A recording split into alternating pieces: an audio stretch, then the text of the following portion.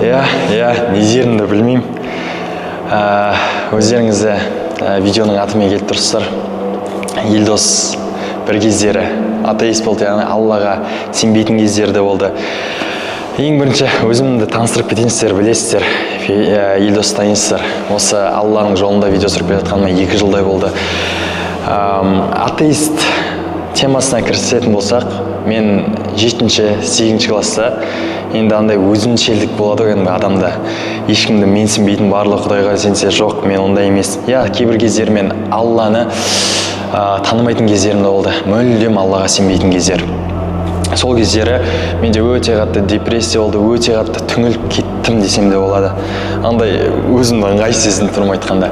Бірақ та неде болса да, сол жыл 1,5-2 жылдай саналды десек те болады, то есть ұзарды Аллаға сенбеген кездер. Мен мүмкін мақтан айтып тұрған жоқ, ол сіздерге историямен бөлісейін деп отырмын. 8 класста басталды, 10 класста, может, сол кездер Алланы танып бастаған шығармын. Қысқаша айтып кеткенде, өзімнің отбасым өте Аллаға сенетін кісілер, адамдар. Бірақ сол кездер мен мүлдем Аллаға дұға қылмайтын. Мүлдем Аллаға білмеймін. Сол кездері мен реанимацияға жатып қалған кездерде болды. Бірақ Аллаға дұға қылған кездерім ешқандай ондай кездер білмеймін, мен есімде жоқ. Ол кездерде не болды? Барлығы Аллаға сенді, Елдос өзінен өзі жүрді, менсінбеді ешкімді, өте тәкаппар болды, өте адамдардан биік санайтын болды. Солай 2 жыл уақыт өтті. 2 жылдан кейін білмеймін, бір түс кірсе де болады деймін бе, білмеймін. Сол кездер өте ауыр нәрсеге батып қалдым десем де болады. Алла тағала өзі шығарды десем де болады. Қысқаша айтып кеткенде, Аллаға мен қиындықтар арқылы жақындадым. Яғни Алланы қиындықтармен таныдым десем де болады. Как будто Алла тағала Елдос болды, уақыт келді маған жақында дегендей кездерде болды. Сол кезде мен жаймен ұбытуға дайындалып жүрген кездерім, жаймен Алланы тани бастадым, жаймен мешіттерге де бара бастадым. Ең бастысы айтқым келетін, Құранда мынандай аят бар ғой, Алла тағала сені өзі тура жолға салды. Яғни Алланың қалауымен тура жолға келдік. Алла тағала сені ешқашан тастаған да емес, сені ренжіткен де емес. Сол сияқты айтқым келетіні, Аллаға менің жақындауым өте қиындықтардан өтті десем де болады.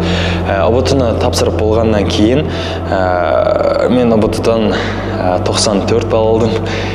Сол тапсырып болғаннан кейін КБТУ-ға түстім, Қазақ-Британ техникалық университеті Алматыда. Сол түскеннен кейін сол кездерде енді таныстарым өте Аллаға жақын болатын, мешітке баратын. Сол кездерде ұстаздардан, мешіттегі ұстаздардан сұрайтынмын Аллаға жақындау. Сол кездерім прям аурасы маған қазірден бастап сезіліп келе жатыр. Өте үлкен аура. Бірінші курста мен жүрдім. Аллаға енді дұға қыла бастадым. Енді мамамнан, папамнан білесің ғой, баяғыда қалған заттар. Кәдімгідей қобалжып айтып отырмын. Сол кездері өте көп мешітке баратын. Яғни бірінші бөтен қалаға, мен өзім Қызылордадамын. Қызылордадан Алматыға барған соң бөтен қаладасың. Мешітке баратынмын, балдармен намаз оқитынбыз, келетінбіз. Былай айтайыншы, бірінші семестр бітті, екінші семестр бітті. Мен жазда осы Алматыға бір өзім келіп жұмыс істедім. Сол кезде сынақтардың көкесі болды дейінші. Сол кезде маған конкретно тиді. Яғни Елдос кәдімгідей нағыз жалғыздықты сезінді десек те болады. Семейные проблемы болды, яғни отбасылық проблемалар, достарымның сатып кетуі де болды. Яғни мен жалғыз қалдым. Сол кезде яғни Алланың мейірімі көрсетілді десек те болады. Алла тағала өзі шақырды десек. Мен өте қатты жаман ортада болдым. Өте қатты жаман адамдармен араластым десем де болады. Яғни ол жағынан жаман емес. Яғни аузынан ақ ит кіріп көк ит шығатын балдар. Яғни дінге ондай қатты жақын емес адамдар десек те болады. Өте жаман ортада өстім. Сол кезде араластым. Содан кейін өте қатты депрессияға түстім десем де болады. Сол кездері Алла тағала как будто шақырғандай болды. Елдос, маған кел. Сол кезден бастап мен жаман ортада жүрген кездері намазға келуімді де ойлай бастадым. Қашан намазға келсем болады, кімнен сұрасам болады. Екінші курстың бірінші семестрі бітті. Сол кезде желтоқсан айында мен ауылыма қайттым. Ауылымда әжем әрқашан намаз оқитын, Алла тағала туралы айтатын. әжеме барып әжемнен сұрайтынмын. Әжем мен намаз бастағым келіп жүр, Алла тағала шақырып жатқандай, өте қатты ынтам болып жүр дегенде сияқты. Сол кездері әжем маған барлығын үйретті, барлығын көрсетті. Бірақ мен кейбір адамдар сияқты мен таң намазынан бірден бастамадым, мен сразу 5 уақыт намаз бастадым. Сразу 5 уақыт намаз бастап, әжем үйретті. Сол кезде декабрьдің басында бір рет намаз оқыдым, содан кейін қаңтардың соңында Алланың қалауымен 5 уақыт намазға тұрдым десем де болады.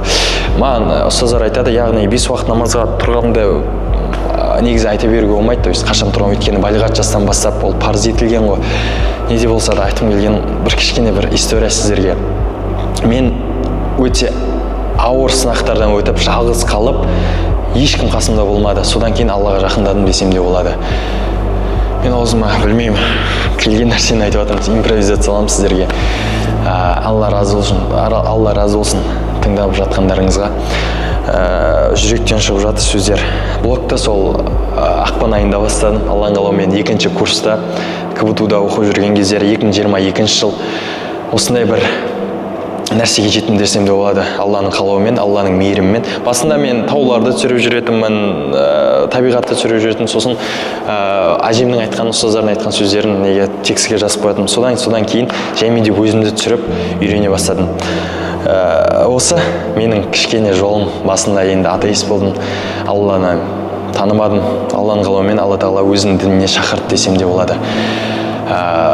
Осылай осы деңгейге, Алланың деңгейіне, Алланың берген мейіріміне жеттім десем де болады. Ешқашан да Алладан мейірімдеріңізді үзбеңіздер. Мынандай сөз бар ғой, әрқашан сіздерге айтамын, сен Алладан бір гүл шоғын шын ниетпен сұрасаң, Алла тағала бір гүл шоқты емес, гүлдерге толы бақты берер деген сияқты. Яғни Алла тағала саған бір қиын сынақ берсе, яғни жәннаттан саған бір дәреже бергісі келіп тұр. Алла тағала пендесін қатты сүйеді, оған ешқашан да жамандық қаламайды дейді. Осындай сіздерге бір видеоның историямен бөліскім келіп отқаны Елдос қобалжып отыр өте қатты. Осылай жақындарым, текстер үшін видеоны жазып жатқаным, Алладан мейірімдеріңіз ешқашан үміттеріңіз үзілмесін, ешқашан да қанша күнәһар болсаңыздар да, қанша жаман нәрсе істесеңіздер де, Алла тағала әрдайым сіздерді күтеді. Алланың қалауымен сіздерге осындай мотивациялық видеолар, Аллаға шақыратын видеолар, Алланың себебімен шақыртып жатырмын. Алланың ғана қалауымен. Соңында айта кететін бір фраза, бір не бар. Сен тырысып жатсың, Алла тағала оны көріп тұр, Алланың өзі жеткілікті. Яғни Алла тағала барлығын көріп тұр. Алла тағала сіздерді әрқашан күтеді.